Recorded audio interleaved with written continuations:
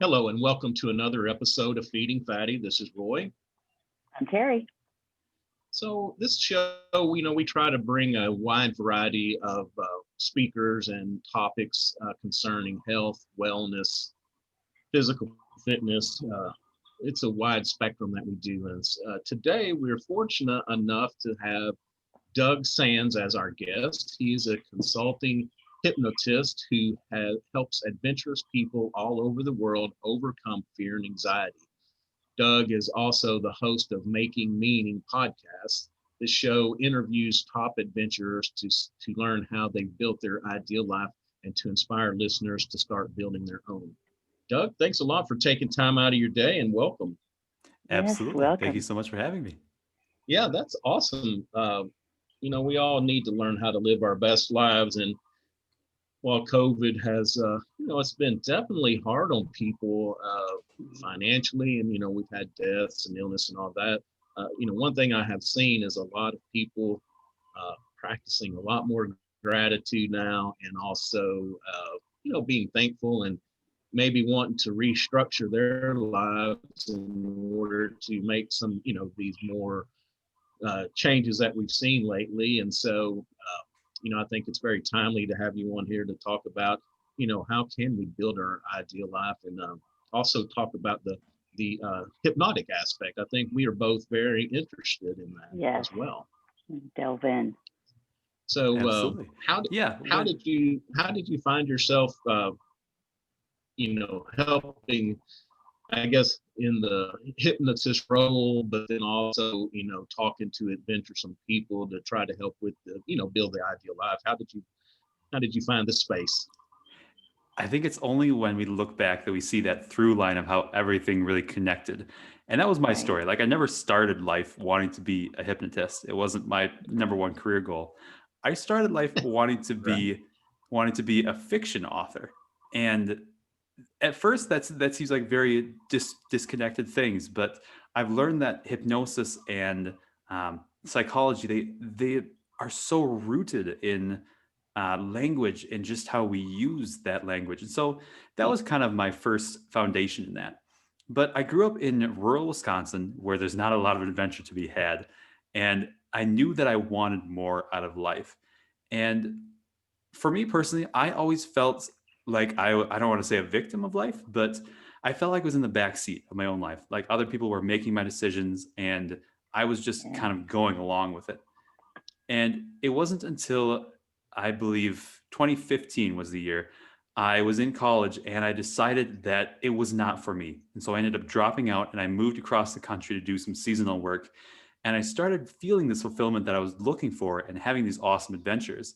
But I was still having those troubles. I'd been diagnosed at an early age with mental illness like depression and anxiety, and I was trying to overcome that. And it wasn't until I had a pretty dangerous hike in New Hampshire where I nearly froze to death that I had enough of a push to really search for things that were out of the ordinary. I grew up in a very Christian household, and meditation and hypnosis were so far out of left field, I hadn't even considered them. So I discovered meditation and I started learning more Right. about that, and I was hooked. I mean, it was the first time I realized I was able to have an influence over my own emotion. And from meditation and adventuring, I realized that I was in the driver's seat of my own life, whether I wanted to or not. And by doing that, by learning more about meditation, I discovered hypnosis because there's a very strong link, looking at the brainwave patterns behind them. Yeah. And when I discovered the rudimentary, when I discovered how I was able to make changes with the rudimentary tools that I had, I knew that I had to get certified and I had to help bring this to other people who might also be suffering. Interesting. So you were diagnosed with depression and anxiety and all of that. So you were just looking for a way to maybe get away from the medication and help with everything else. And I had something on the tip of my tongue and I lost it. So they're just both linked I mean, the meditation is what led you to the hypnosis part of it. How did you learn more about the hypnosis part of it? I did. So I heard the link between the two of them on a podcast of all things, and I was Googling things on hypnosis and how to learn it. There's a bunch of different schools of hypnosis that you can go through, and a bunch of different trainers. Yeah. But what really took off for me was another podcast. There's a hypnotist out of Toronto who runs a very famous podcast. His name is Mike Mandel. And I just absorbed everything I could. And when I finally went to my hypnosis training, I was amazed how much I had learned. Like, I already had a very strong foundation just from listening to the podcasts. Yeah, there really is so much information about, where do you know where to start? How do you know where to start? Yeah. So like a little 101 hypnosis maybe from you. Everything that you've learned. No.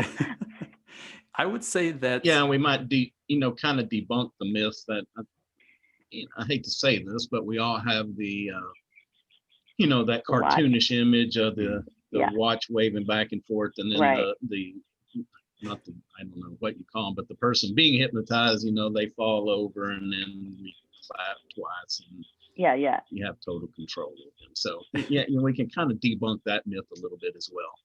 Yeah, people always ask me, some very common questions. One, is hypnosis mind control? And two, is it dangerous? And three, am I going to get stuck? Those are probably the three most common ones that I experience. Okay. And hypnosis as mind control, that idea, I mean, it's been perpetuated by these comedic hypnosis shows. But I always have to remind people that the people who volunteered to be on that stage willingly chose to be there. That was part of that unspoken agreement that, you might come up here and do some ridiculous things. When a person comes in for a therapy or change session, they're not expecting to do those things. And so they just don't happen. When you're working with someone in hypnosis, you're essentially communicating with their unconscious mind, that part of them that keeps them safe, whether it's emotionally or when they step on the street and they jump back before the bus hits them.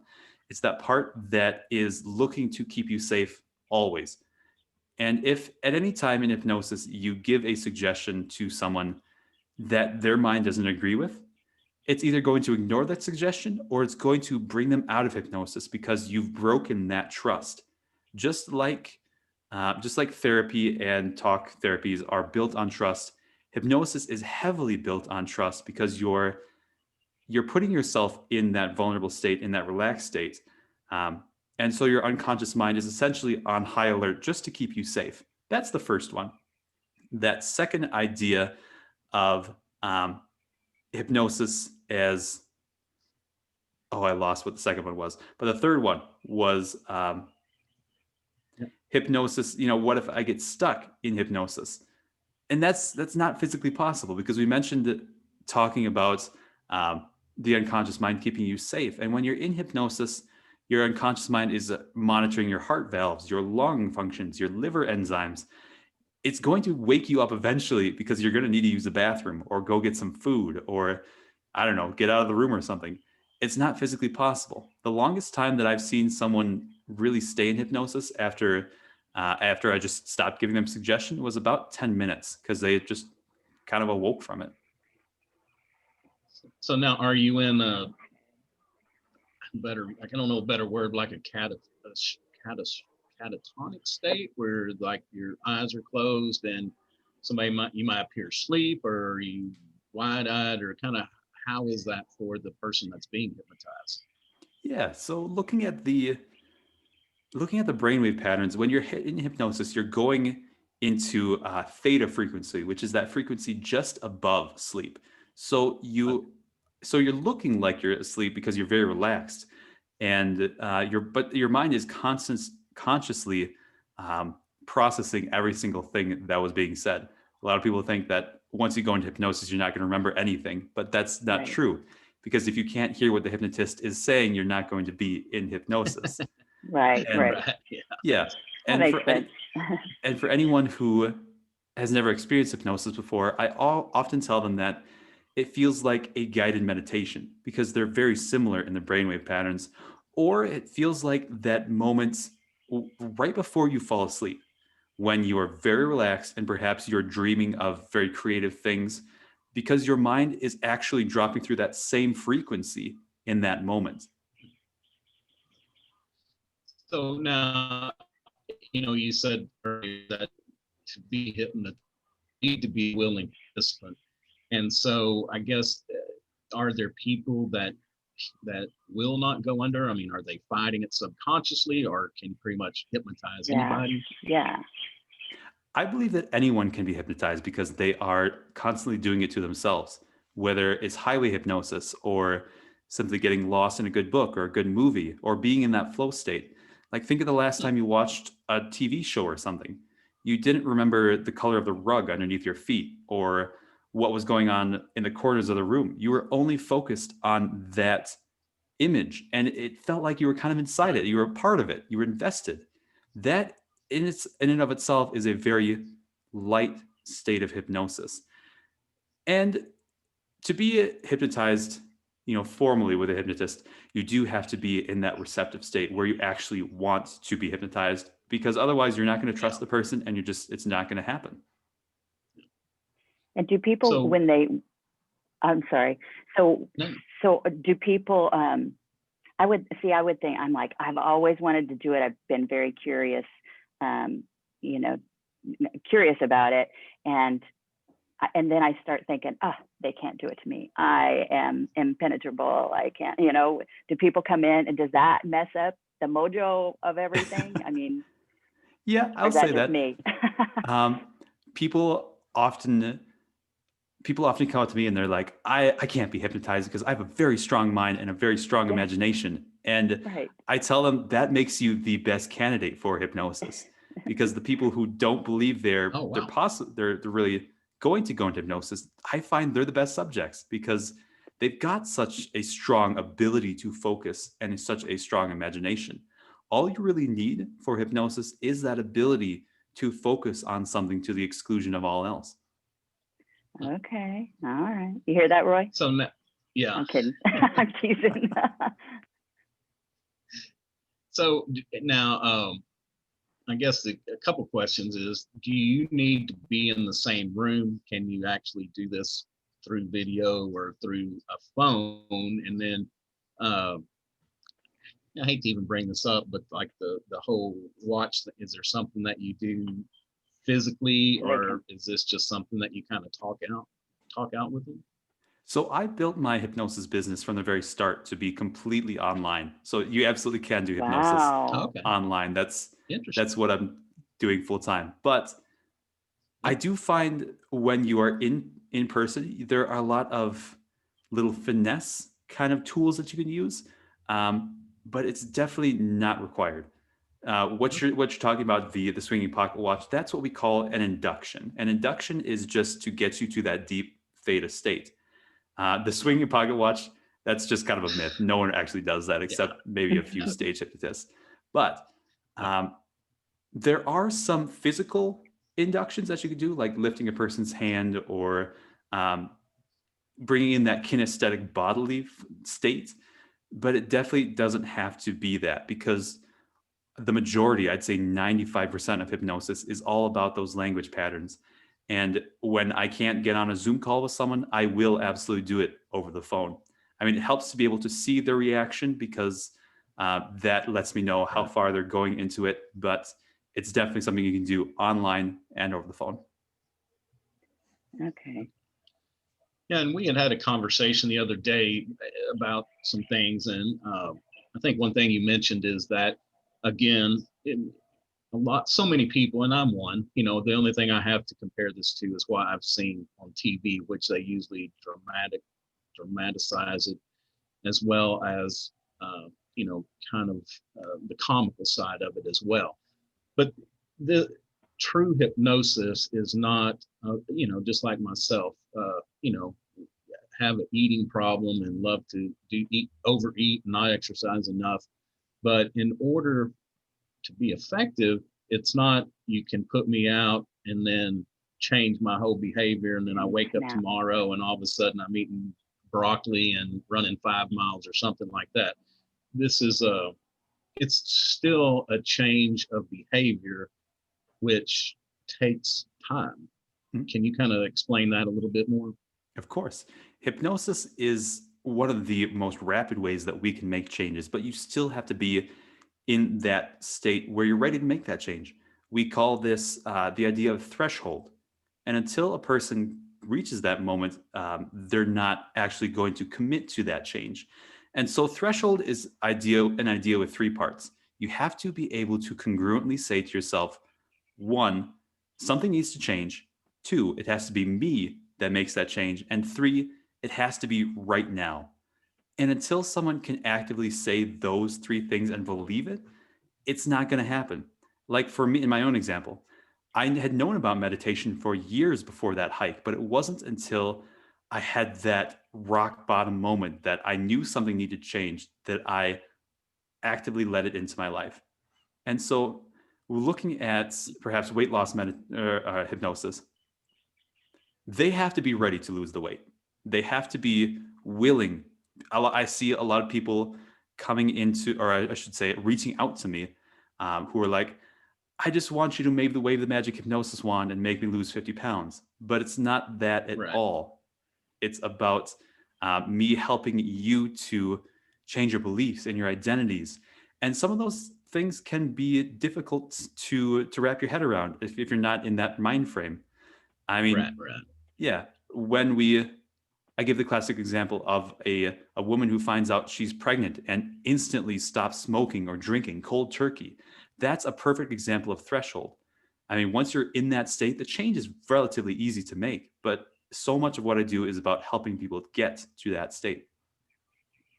Okay. All right. So this is kind of a rabbit hole, but you brought it up again. Is your hike? Were you hiking the Presidential Mountains?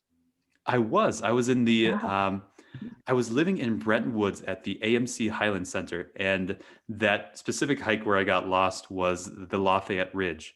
But the White Mountains in the Presidential Range, they're close and dear to my heart. So love the place. Okay.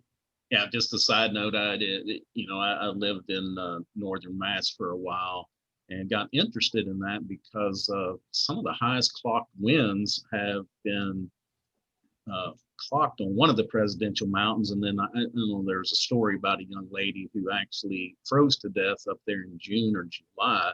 They went hiking, got up to the top, and these aren't like super elevations. I think 8,000 feet, somewhere in there, and then she ended up freezing to death with the freak snowstorm that came through in the summer. Anyway, it's just interesting that you said that.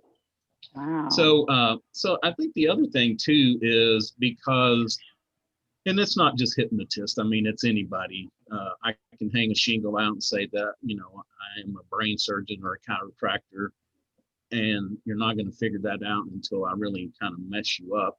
So if somebody was wanting to choose a hypnotist, so how would they go about that, making sure that they're reputable, good match? And I don't know if it's a hypnotist in general, or some maybe focus on different aspects of changing behavior.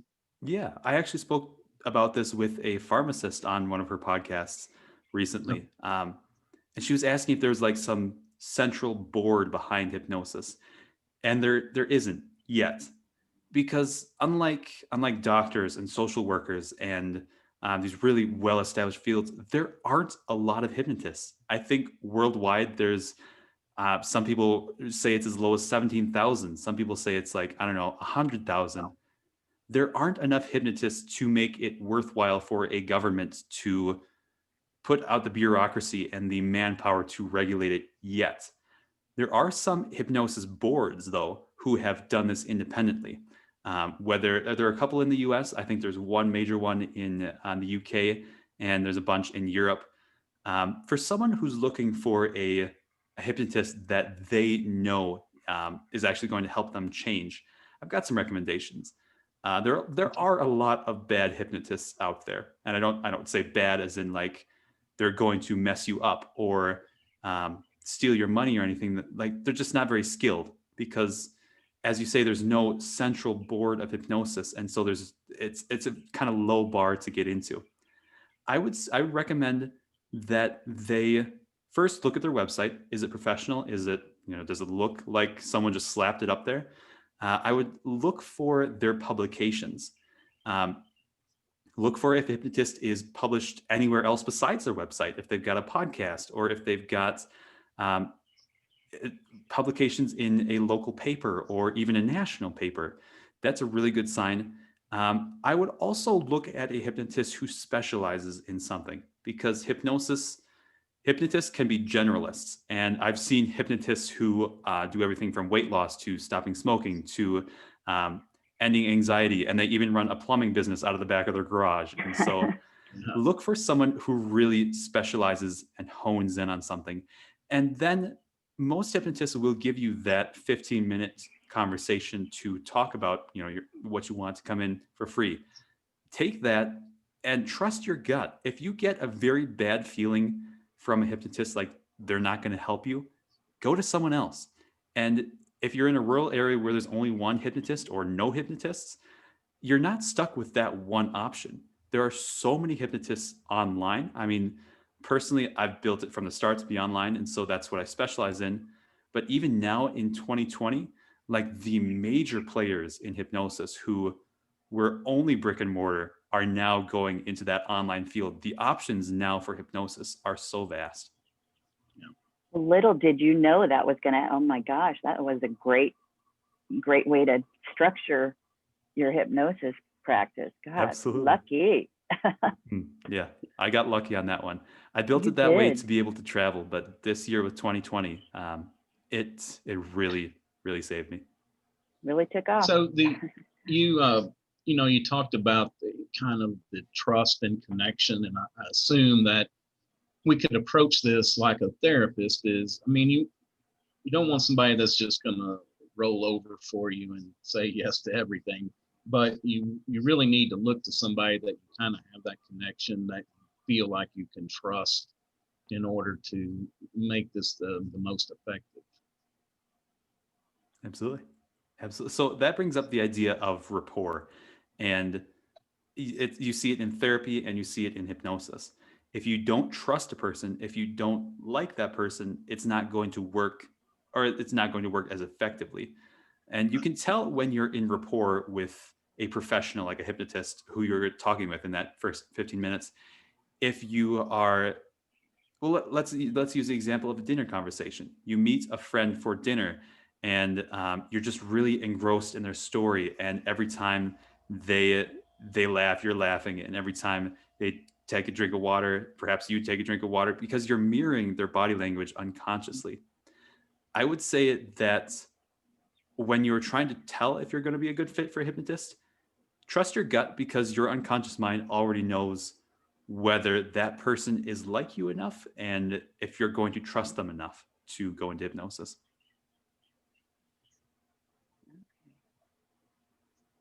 So I guess the other thing I was going to say is the best directory, I guess, that we can do is just do a local search, but a Google search. And now that we do understand that you don't have to be local, that kind of widens your prospects, that you can take the time to look around and find somebody that you really feel like you should, like you really connect with, so you can build that rapport and trust. Absolutely. So, we've talked about general behaviors. I guess let's talk about some specific things. We can talk about weight loss, stopping smoking. What are some other things that you, maybe not you personally, well, let me ask you, do you have a specific focus first off? And then if you do, or, even if you do, what are some other things that other hypnotists may be able to help with? Yeah. So I focus on dealing with anxiety. That's my number one thing. That's what I personally resonate with. I also, as a secondary thing, do a lot of weight loss hypnosis. And the amazing thing about hypnosis is that once you learn the tools and everything behind it, as long as you know the structure and the psychology of what you're trying to change, you can use it on almost any problem. And that's why you see a lot of hypnosis generalists. Um, so I typically don't advertise for things like, um, I don't know, irritable bowel syndrome or nail biting or things like that are very niche, because anxiety is my big one. But when someone comes to me, and if they've worked with me before, or if they've just heard some of my content and they're really in a good, they're trusting of me, then I will work with them for that issue. The one issue that I don't really work with that everyone knows hypnosis for is smoking, because Oh, really? I find that when people sign up for that session, they're in that state. They're like, I'm ready to drop this habit. And then the session's not for like 2 to 3 weeks. And then they show up for the session and it's like, well, I already bought this thing, so I guess I'll try it and see what happens. They're not in that state anymore. And Right. so Yeah. Or they I show up see, smoking. Yeah. Smoke one last cigarette while we're talking. you got it. Exactly. Yeah. So there's some very big ones like mental illness and phobias and fears, weight loss, smoking. But there are also some very niche things, like I mentioned, irritable bowel syndrome. That's actually been studied by the University of Michigan, I believe, as an effective treatment for that. It's even used to treat cancer. It's approved by the National Cancer Institute as a treatment modality. So Oh, wow. really, if you're curious if whatever you've got, whether that's emotional or physical, is treatable with hypnosis, just reach out, because I guarantee a hypnotist can give you an honest answer of whether or not that's going to be effective. I didn't, So you yeah, I didn't mentioned realize the research cancer from the. part.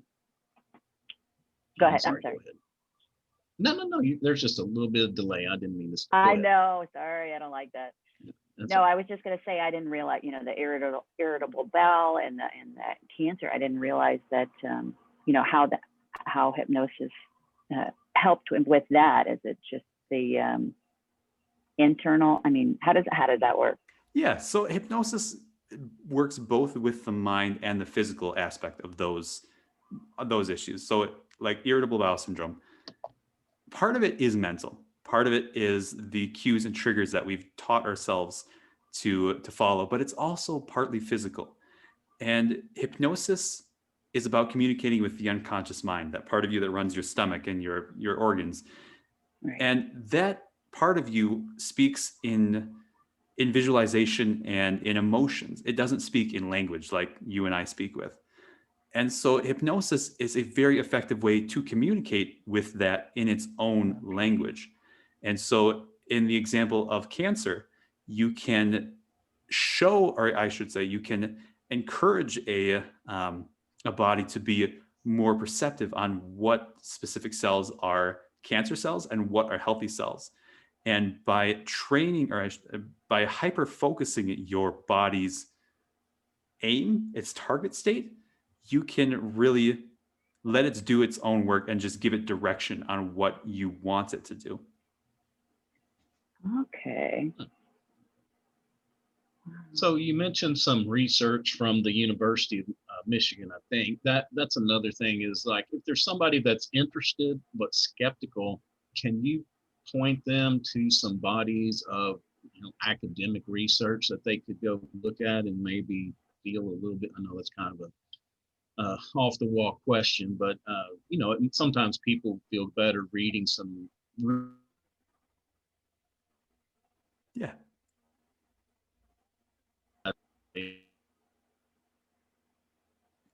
Oh, I lost freezing him. up. Did he freeze up? Well, in any case, I definitely can talk Yes. about the science behind hypnosis. I mean, it's been studied for over 150 years. Way back in 1982, the British Medical Association actually approved it as a treatment modality. And it's actually went further and said that all doctors should take 144 hours of hypnotherapy training so that they can use this with their patients. It's been approved by the American Medical Association, the American Psychology Association, the National Institute of Health, the National Cancer Institute.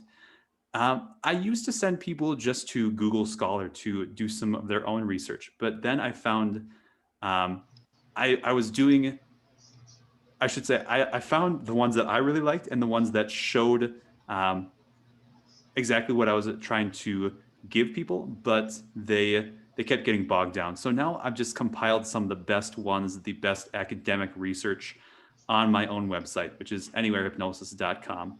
If someone wants to check that out, they can scroll through. I've got 4 to 5 of the really big ones. And if they really want to do their own research, I just say go to Google Scholar and search hypnosis and efficacy, because it's been studied for over 100 years. There's so many research papers on just what this can do. Right. And it's evolved. I mean, just so much more. Yeah, absolutely. The early days of hypnosis, that's an odd. So hypnosis in its brute form has been around as long as humans have been telling stories, because, think of it. I think around the campfire, the shaman is telling a really interesting story, and they're beating the drums, and people are going into that trance state where they're in the zone. But the first kind of recorded history that we have of it was way back in ancient Greece, in the sleep temples. And that's actually where the name Hypnos comes from, because Hypnos was the god of sleep, and that's, hypnosis.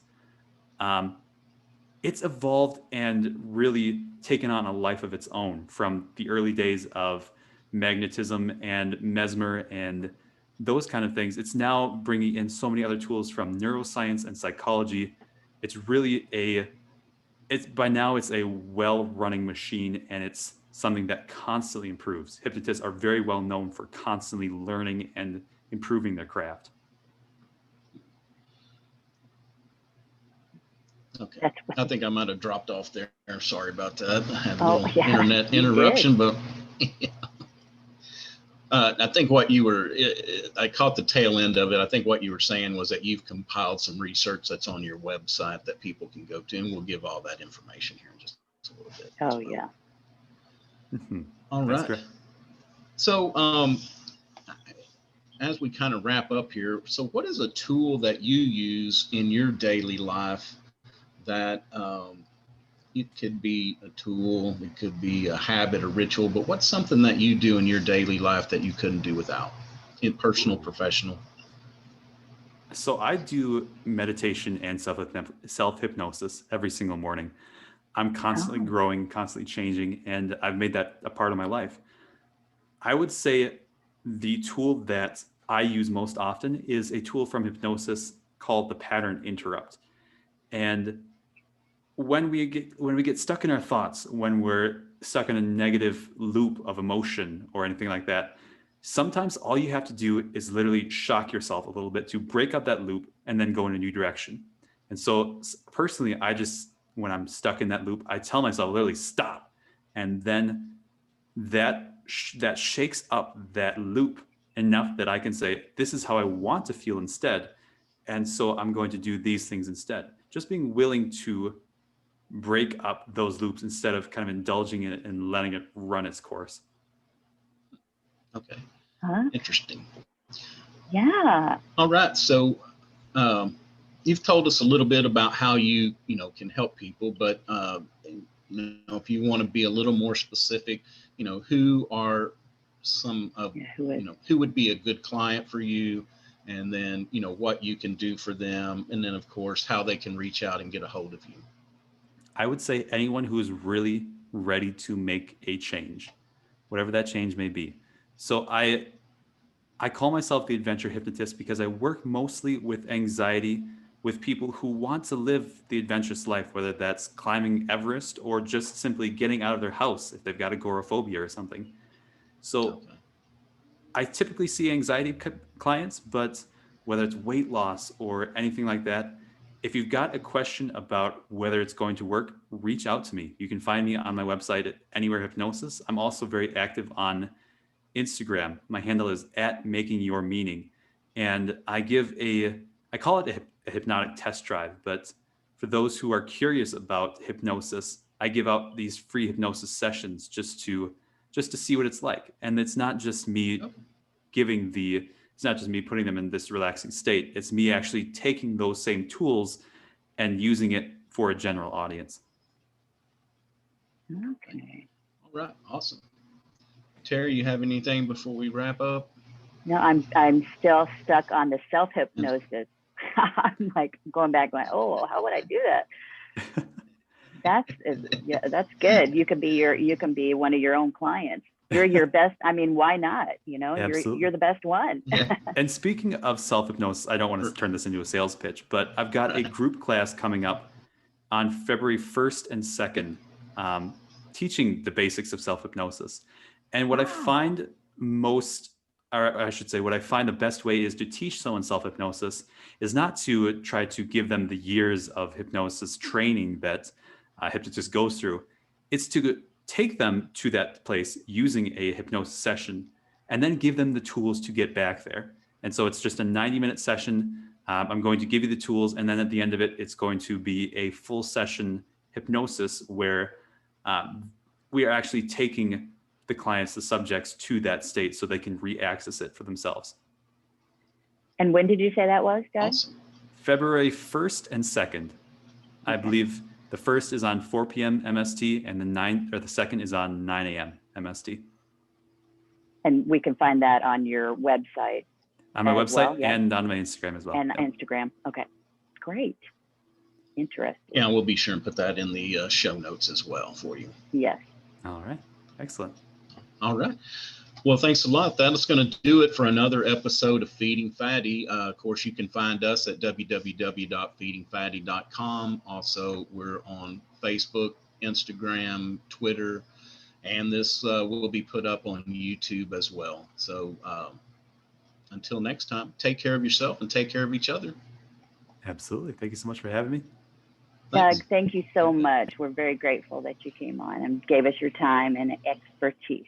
Absolutely. Thank you again. Appreciate it. Thanks. Have a great holiday. You as well.